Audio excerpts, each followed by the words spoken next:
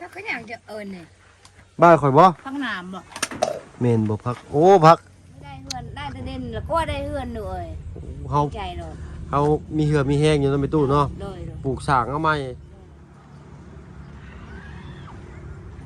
นี่หน่อยเนาะค่อยคำลงแรงเกี่ยวเวียนมาหาครอบครัวอีกครอบครัวหนึ่งพี่หน่อยเนาะที่ทีมงานเราได้ระดมทุนเนาะสมทบซื้อดินดอนตอนเนี่ยให้น้องเพิ่นเป็นของตัวเองพี่หน่อยเนาะบัดพายภาคหน้าเป็นน้องเป็นไงเพิ่นก็เป็นที่มีบอลอยู่เป็นของตนเองว่าสั้นๆพี่หน่อยเนาะที่เทิงนี่ก็เป็นบอลที่เพิ่นขออาศัยไปเพิ่งเนาะใบบุญเนาะทางชาวบ้านเพิ่นอยู่ว่าซั่นซะเนาะบัดนี้ก็มีเป็นของตัวเองแล้วพี่หน่อยเนาะมาเบิ่งกันพี่หน่อยเนาะว่าเป็นไปในทิศทางใดเนาะคือจื่อจำกันได้พี่หน่อยเนาะครอบครัวน้องอ้อยเมื่อก่อนเนาะถ้ามาเบิ่งก็มีสมทบน้ำเพิ่นอยู่พี่หน่อยเนาะ1 ล้านพี่หน่อยเนาะครับบ่น้อยบ่หลายดอกพี่หน่อยเนาะก็หน่อยก็ยังได้ยืนซอยกันว่าซั่นซะเนาะโอ้ได้เฮือนงามเนาะสบายดีเจ้าเอ้ยเนาะงามแล้วมานี้พี่หน่อยเนาะงามสำนีแหละเลยเดี๋ยวเพิ่นขุดคลองน้ำข้างในลี่นี่เนาะมันเป็นเพิ่นลืมกันแล้วบ่เนาะยังจื้อยังจำกันได้อยู่บ่เด้นี่เนาะเอาพี่หน่อยเนาะ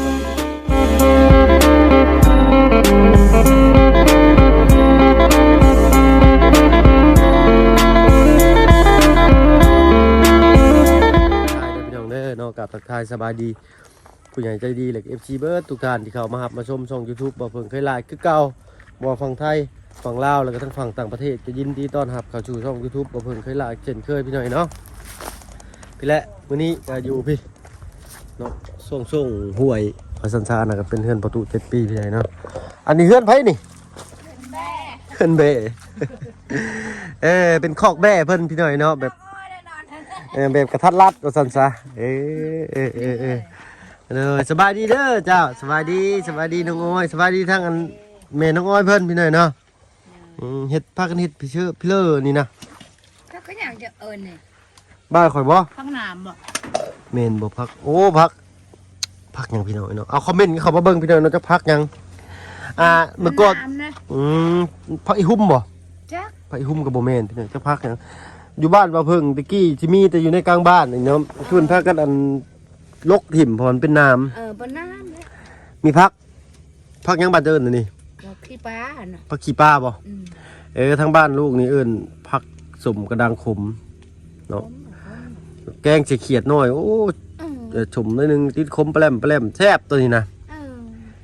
เป็นหืดเป็นยาสัมปจักอันนี้เนาะหวานเป็นลมคมเป็นยาว่าซั่นซะยังจื้อยังจำกันได้อยู่บ่น้องอ้อยจำได้พายนี่ยังจื้อได้อยู่บ่บ่เพิ่งยังจำได้อยู่พี่หน่อยเนาะเขาก็บ่ได้เข้ามาแต่ด้นเลยได้พี่หน่อยเนาะเฮกในลูกคิดฮอดไว้เนาะลูกโอ้คิดฮอดคือกันบ่อยะโอ้ดีใจเด้อยากคิดฮอดพี่หน่อยเนาะบ่เพิ่งบ่ได้มาหรอกนี่แหละเนาะวนเวียนอยู่แถวนี้แหละเนาะแม่ตู้เนาะวนเวียนอยู่แถวนี้ละบ่ได้ไปใส่พันไปพันมากะเลี้ยวเบิ่งอยู่เวียกบ่ฟังโดยเวียกช่วงนี้ก็เริ่มสิจางๆแล้วเนาะช่วงนึงเวียกหลายอยู่พี่หน่อยเนาะเวียกกะพูดแหละบ้านตรงต้นกล้าพี่หน่อยบ่เพิ่นก็ประจำเจอยู่หั่นก็หลายเดือนเติบได้เนาะ2 เดือนบ่ได้ไปใจเลยเนาะน้องวัฒนาก็5อยู่ได้บ่เพิ่งบ่ได้เห็นมาหญ้าน้องวัฒนาเพิ่นก็เข้ามานี่อยู่บ่เขาเอามือก่อนเนาะแต่โดนแหละตั้งแต่หน้าฝนเนาะพากันบุกน้ำลุยห้วยไปชื่อเครื่องอยู่ของไส้เนาะสำหรับเด็กเนาะไปให้เพิ่นอยู่พี่น้อยเนาะเมื่อก่อนโอ้ดีอกดีใจเป็นได้ในลูกเพิ่นลูกชาวอันวัฒนาลูกผู้หนึงนะที่อยู่ข้างเฮือนวัฒนาเด้แม่ห้าวโอ้แม่ห้าวเพิ่นเป็นอะไรเด้นี่อยู่ดีไม่แห้งอยู่เนาะแห้งแล้วเนาะชื่อข้างบ่เพิ่งว่าช่วยเฮือนเนาะเอ้ยไปชนะไปอีชายว่าบ่เพิ่งบ่ได้มาเด้อจักมันข้าวเวียกนั่นแหละเนาะเนาะอันนี้สุดแล้วแต่บุญวาสนาของไผเพิ่นได้พี่น้อยเนาะเอาเนาะอันทางเฮาก็เป็นแต่กระบอกเถียงน้อยๆเนาะได้ถ่ายคลิปถ่ายภาพบรรยากาศ การเป็นอยู่ของชาวบ้านเพิ่นให้ป้าลุง FC ได้เบิ่งพี่น้อยเนาะผู้ใหญ่ใจดีเพิ่นถูกอกถูกใจถูกสะตอกชะตาเนาะมีบุญคุณต่อกันกับสิมีวาสนาต่อกันพี่น้อยเนาะทางเฮาก็ได้เป็นแค่นี่แหละคนเก็บภาพบรรยากาศวิถีชีวิตบ้านๆเห็นบ่เพิ่งบ่จันบ่บุญเลยชามเคยเนาะชามกกชามเคยพี่น้อยเนาะก็ยังอยู่นำกันคือเก่าเนาะแต่ว่าที่สลับพัดเปลี่ยนกันเข้าออกเนาะแต่ละเคสก็ได้บางทีไปพ้อกันก็อยู่ในหันเลยพี่น้อยเนาะเพราะว่าบางทีก็เพิ่นรับผิดชอบเคสนี้เพิ่นก็ไปเคสนี้ก่อนเนาะก็เลยบ่ได้คอยพบพ้อกันบ่อยปานใดแต่ก็นอนกินอยู่นอนนำกันคือเก่าพี่น้อยเนาะยามค่ำแรงมากินข้าวอาบน้ำนำกันคือเก่าโอ้พักผู้เป็นพักอีหุ่มบ่ไปตู้นี่บ่แม่นเนาะเฮ็ดอะไรกินลวกเขาก็เอิ้นบัดปะเตื้อพักยังพี่น้องคอมเมนต์เบิ่งก่อนลองดมก่อนมันไม่ได้คมพักตัวนี้บ่ได้คมเนาะโอ้พักยังซะนี่นี่ค่าเครียดนี่เขาว่าค่าเครียดด้วยถ้าว่าเพิ่งหูจักได้พักอันนี้พี่น้องพักส่งก็ดังคมแกงสิเขียดน้อยว้ายคมจ้อยแซ่บกินนี่ด้วยไม่ตู้ก็บ่เคยกินบ่นี่บ่เคยกินน่ะกับกินน้อยเคยก็ต้มเอาอ๋อลวกแล้วมากินนี่เคยเนาะแกงสิเขียดแซ่บ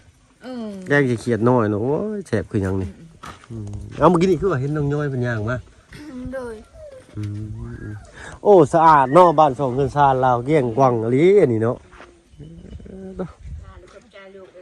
โดยโอ้ยเนาะเอาป้าเพิ่นมาปักหลักให้บ่นี่ลักแลนสิเพิ่นสิ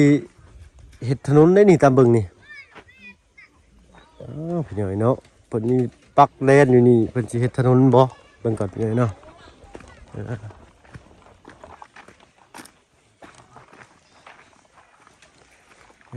พี่เส้นทางใหญ่สิฮอดพี่บ่พี่น้อยเนาะอ๋อก็กินไปหลายเติบแล้วนี่นี่ไปเรื่อยๆนี่เนาะน่าสิบ่ฮอดพี่น้อยคันฮอดก็ประมาณรักษาไฟฟ้าเราปักเขตแดนไว้ซื่อเนาะคุยสิลมเอาคู่มือนี่ไปอาบน้ำมาใช่ไหมน้องน้ำห้วยละกามันเชื่อกาอาบน้ำตัวเองใช้ผ้าบ่าวไปเบิ่งทุกบ่อนเจ้าอาบน้ำห้วยเป็นอะไรมันบ่ยังบ่แห้งบ่ยามนี่ยังเนาะจักปีเลยตอนนี้15บ่ฮอดบ่หรือ14 13เด้อพี่น้องเด้อโอ้ไฟมาทิ่มระเบิดแล้วนี่เนาะตัวเพิ่นทอนมันออกแป้นบัดพี่น้อยเนาะปีนี้เพิ่นคือสิบ่ได้เฮ็ดดอกอันนี้เนาะมันนี่เพราะว่ามันนั่นเลยเด้เอ้ามีคนอาบใส่บ่นะโธ่อาบอยู่นี้บางมื้อก็ติเนาะ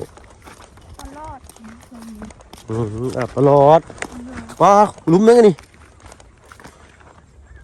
โอ้ยเนาะลุมมเฮ้ยข้างไหนก็มีผู้ร้ายได้อยู่เนาะ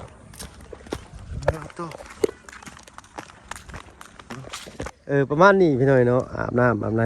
เนาะพอดีมีชาวบ้านเพิ่นอาบน้ำอยู่เขากับไปกวนเพิ่นดอกพี่หน่อยเนาะยันเพิ่นอายป้าเนาะเห็นเลยแหละเนาะว่าอยู่บนนี่อยู่บนนอกเพิ่นอาบน้ำถ่ายไม่ได้พี่หน่อยเนาะเด็กน้อยเพิ่นบ่ใส่เสื้อผ้าได้ยันช่องบินอีกคือของลุงจันเพิ่นว่าซั่นซะแต่ถ้าทางบ้านเพิ่นนี่สิเป็นแบบนี้เนาะน้องเนาะอาบน้ำเพิ่นก็สิใส่ผ้าถุงเช็ดอาบน้ำเลยบ้านเฮาเมื่อก่อนก็แบบนี้เพิ่นยังบ่ทันมีน้ำประปายังบ่ทันมีห้องน้ำมานะถ้าบ้านบ่เพิ่นก็แบบนี้แหละเนาะเมื่อก่อนที่คักอยู่บ้านละพันก็ไปอาบน้ำริมเซ่เลยต่างกันก็เลยก็แบบนี้เลยพี่หน่อยเนาะเมื่อก่อนนะแต่บ่เพิ่ง3 ปี 4 ปี 5 ปีพุ่นแหละประมาณนั้นแต่อายุยังจำนั่นนะพี่หน่อยเนาะไปอยู่น้ำสาวอยู่บ้านลำพันลำพึงพุ่นแหละพี่หน่อยเนาะ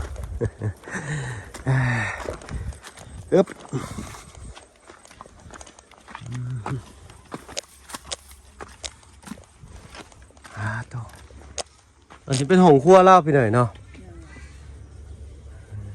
อยู่กันซับนี่ก็มีครบสุกแล้วแหละพี่หน่อยเนาะ ปอโทเรือนเราพี่หน่อยเนาะสังกะสีทางบ่บุญบ้านป่าบ่หรือบ่บุญสารวัตรเพิ่นสมทบกันเข้ามาพี่หน่อยเนาะทางไผนี่ล่ะสังกะสีเรือนชาติกันนี่ ของบบุญป้า โดย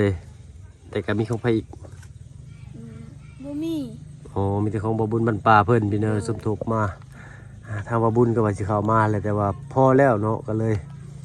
เอาปีแบ่งไปทางอื่นซื้อข้าวซื้อน้ำไปทางน้องเพิ่นน้องใจดีเพิ่นพูดแหละพี่หน่อยเนาะทางนั้นยังขาดเกินยามมื้อแรงก็ต้องเห็นตะเวนตรงดินคักแล้วนี่ไปถนนเป็นผู้เด้อพี่หน่อยเนาะเอาเนาะอันเอื้อยเจ้าก็เข้ามาหาบ่อยอยู่บ่ล่ะ ช่วงนี้ก็แบบถ้าเวกได้ อืม นะครับไปหาบางเทื่อก็ไปบางเทื่อก็บ่ โดย ไปร่วมก็คือกันช่วงนี้ก็บ่ได้ไป เอื้อยเจ้าก็บ่ได้ค่อยเข้ามาพี่เนาะ เลย เพิ่นยามเวียกช่วงนี้เพิ่นทอนมันบ่ล่ะเพิ่นทอนมันสับปะหลังบ่ หมดแล้วก็ อ๋อมันสับปะหลังทอนเบิดแล้วบัดนี้มีแต่สิเฮ็ดหยังอีกอันเป็นหยังเกาะเพิ่นว่าต่อไปหั่นนะ ทางให้นะ โอ้ทางให้ปลูกบันปลูกข้าวไปแล้วบัดนี้เนาะโดยโอ้ยเอาตามมีตามเกิดพี่เนยเนาะก็ถือว่า ทางก่อนนี่มันยังให้เดือนนี่ โดย แล้วเดือนนี่ทางให้เนี่ย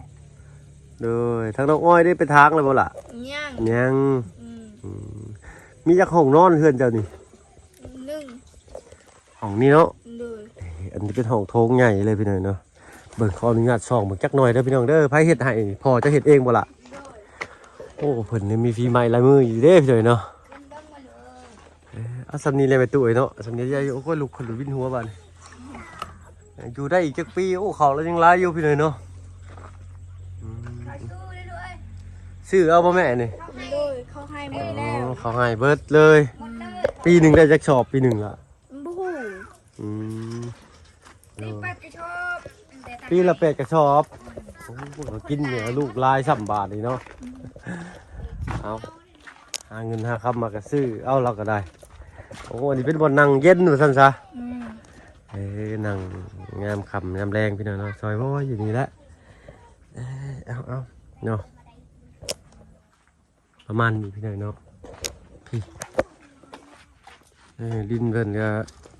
สะอาดสะอ้างเนาะปลูกยังไงเลยล่ะอันนี้ถ้าอ้ายยางรอเบิ่งอยู่ฮะพี่ชนพี่เบิ่งก่อนเนาะมาแม่นยังไงซะม่วงโอ้ระยันเบ้กินที่ไหนเนาะไผเอาพันธุ์มาให้หรือว่าหาอันงอกมาเองอันนี้ดิบักซีดาบักซีดาบางอย่างนี่ นักดินจี้ โอ้พันธุ์บักลินจีก็มีอันนี้ต้นบักนาวนี่เนาะแต่ทั้งนี้บ่ค่อยเห็นปลูกบักกูดเด้อพี่น้องเด้ออันนี้ก็ต้นบักใหญ่คนจริงไข่แล้วหลายคักอะลีนี่เนาะโอ้ยพริกกับไฟผักยังหลายเป็นนี่ผักคอมปีบ่ผักคอมใบเลื่อยนะพี่น้องเนาะ สาวเอิญบัดงอ บัดงอโอ้ยนี่บัดงอพี่น้องเนาะใบผักสะระแหน่ขอโทษขออภัยผักคอมใบเลื่อยว่าซั่นซะโอ้ยต้นจำปาเรางามดิฮะเนาะพันเป็นคนปลูกล่ะโอ้พอจะเป็นคนปลูกไปเลยเนาะเพิ่นบ่ได้คอยไปให้บ่ช่วงนี้ บ่ โอ้สายไฟมาใส่นี่ บู๊น้องเก็บมันพึ่งไปทาง